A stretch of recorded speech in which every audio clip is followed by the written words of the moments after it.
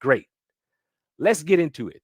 7 errors taught by Black Hebrew Israelite. Number 6, the nature of Christ and his mission. In everything, in each one of these doctrines and everything that they teach, they are stripping away the truth of what Jesus did, the everlasting impact of what he did.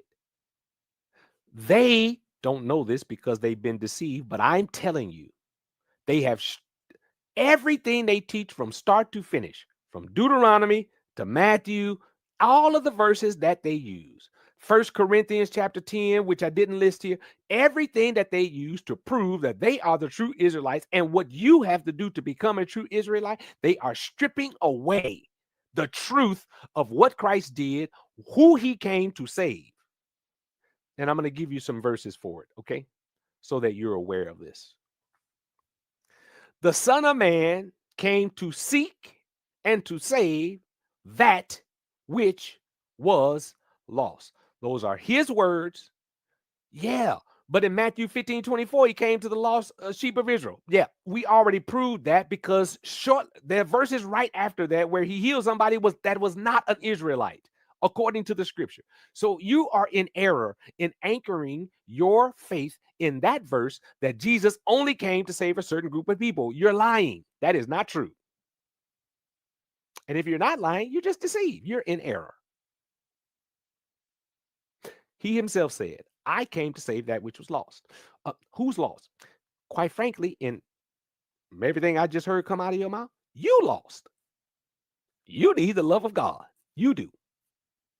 Because somebody has convinced you that it's righteous to hate a whole group of people based on their skin color or their bloodline or their name. And you think that's Jesus's heart? The lamb that was slain. You think he is behind that? No. You are teaching a false Jesus, and somebody has told you incorrectly about who Jesus is.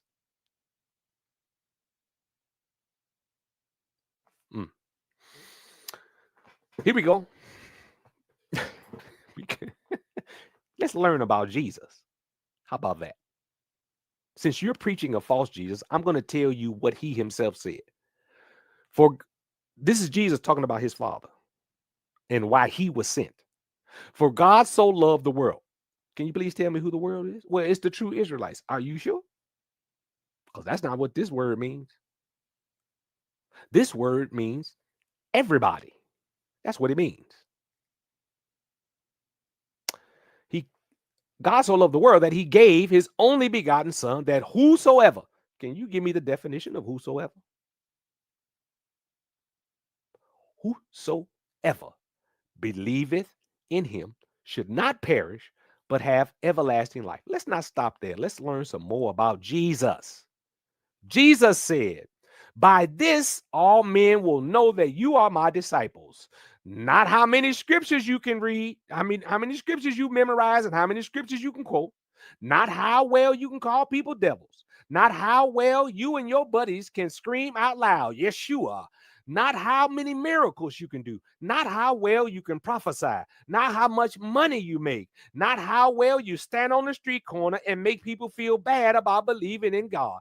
None of that is the way that you prove you are my disciple. The way you prove you're my disciple is how you love people.